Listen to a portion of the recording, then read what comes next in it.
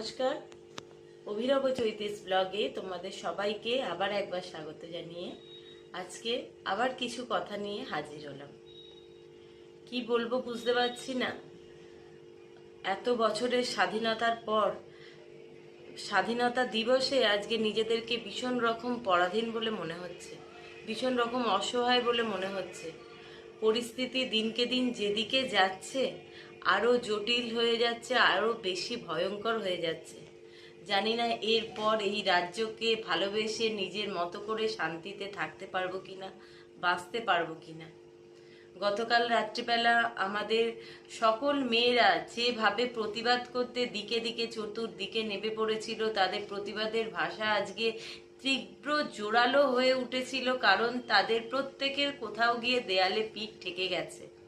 আর এটাই খুব স্বাভাবিক, কারণ মেয়েরা আর আগেকার দিনের মতো শুধুমাত্র হাতা খুন্তির হেসেলে ঢুকে নেই। তাদের প্রত্যেককে ঘরের সঙ্গে অতি দায়িত্ব নিয়ে বাইরেটাকেও সামলাতে হয়। তাদের বেশিরভাগই আজকে চাকুরিজীবী, সেই সঙ্গে সঙ্গে যারা চাকুরি করেন না, হয়তো শুধুমাত্র হাউসওয়াইফ, তাদেরকেও কিন্তু তাদের একটি বা দুটি সন্তানকে নিয়ে অনেক রাত পর্যন্ত বাইরে থাকতে হয়।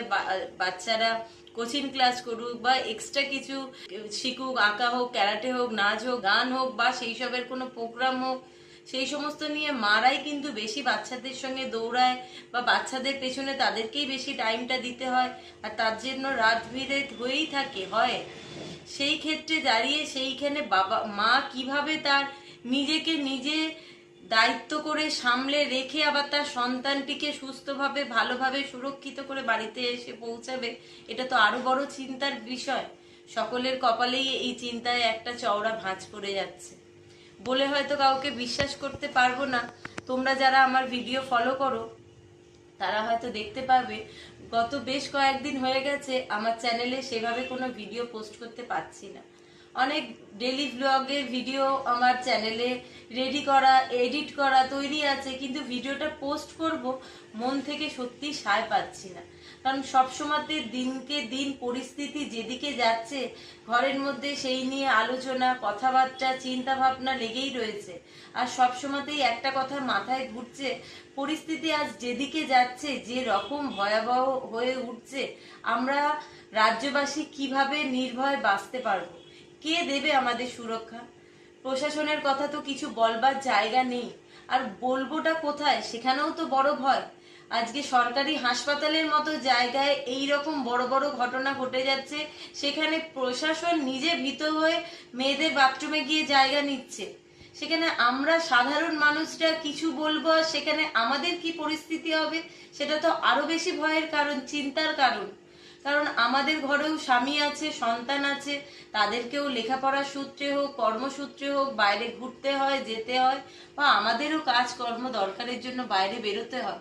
সেই বাইরে বেরোনোটা যে এই রকম ভয়ে, তারপর তো এবার আরো বেশি চিন্তার। আমি কখনো কোনো বেফাস স্বাধীন দেশে থেকেও আজকে আমরা এমন ভাবে পরাধীন, নিজেদেরকে স্বাধীন, আজকে যে স্বাধীনতা দিবস 15ই আগস্টে বিশ্বাস করাতে পারবো না কোন রকম এফবি হোক বা হোয়াটসঅ্যাপ হোক, কোথাও কোনো রকম পোস্ট করতে পারিনি। ভাবতেই পারছি না যে আমরা স্বাধীন দেশের স্বাধীন নাগরিক।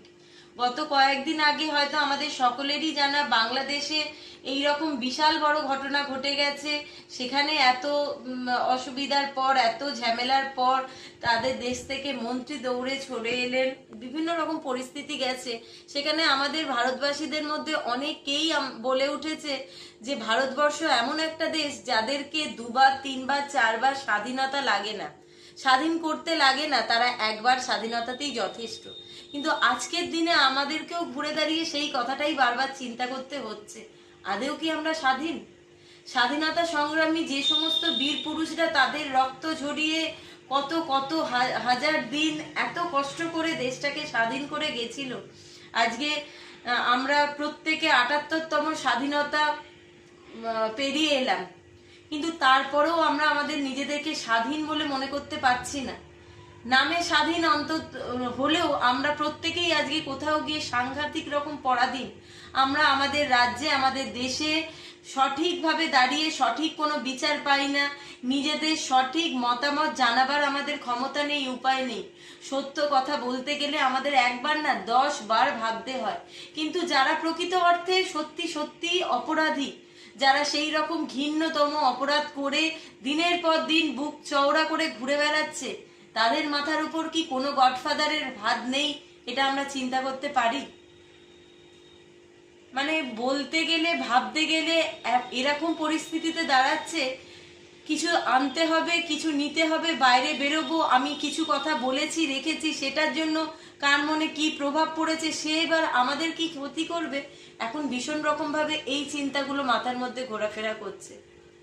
ভীষণভাবে কষ্ট হচ্ছে যে স্বাধীনতা দিবসগুলোকে ছোট থেকে এত আনন্দের সঙ্গে পালন করে এসেছি, কারণ আমাদের দেশের কিছু বীর পুরুষের কথা আজকের দিনে বিশেষ করে মনে পড়তো, বা আজকের দিনটা স্বাধীনতায় আমরা ভারতবাসী স্বাধীন বলে ছোট থেকে পালন করে এসেছি। আজকে সেই দিনটাতে একটু বিন্দু মাত্রের জন্য আনন্দ উপভোগ করতে পারিনি, উল্টে ভয়ে, সন্ত্রাসে, চিন্তায়, ভাবনায় সারাটা দিন কেটেছে। আর সারাক্ষণ মাথায় একটাই প্রশ্ন ঘুরেছে, আদেও কি আমরা স্বাধীন? আদেও কি আমাদের কোনো সুরক্ষা ব্যবস্থা হবে? আদেও কি আমাদের সুরক্ষা দেবার কোনো লোক এগিয়ে আসবে? এই কথাগুলো শুধু তো আমার নিজের মনের কথা জানালাম, তোমরা তোমাদের মতামতগুলো অবশ্যই জানিও। তবে স্বাধীনতা দিবসে কাউকেই স্বাধীনতা দিবস উপলক্ষে শুভেচ্ছা জানাতে পারলাম না, এই জন্য ভীষণ রকমভাবে মন থেকে কষ্ট হচ্ছে। সকলকে বলবো, সকলে ভালো থেকো, সুস্থ থেকো, এর থেকে বেশি আর বলার কিছু নেই। অবশ্যই সাবধানে থেকো, আর মাথায় রেখো, নিজের কিছু ক্ষতি হলে তার দায়ভার সবসময় নিজেকেই নিয়ে আসতে হবে। কিছু ভুল ত্রুটি দোষ হয়ে গেলে প্রত্যেকে, এই সমাজ আজকে এসে যেখানে দাঁড়িয়েছে, তার দায় আমাদের ঘাড়েই ছুটিয়ে দেবে যে আমরাই দোষী, আমাদেরই ভুল ছিল, আমরাই কিছু করেছি। যারা করে গেছে তারা একেবারেই সাধু পুরুষ, তাদের কোনো দায় নেই।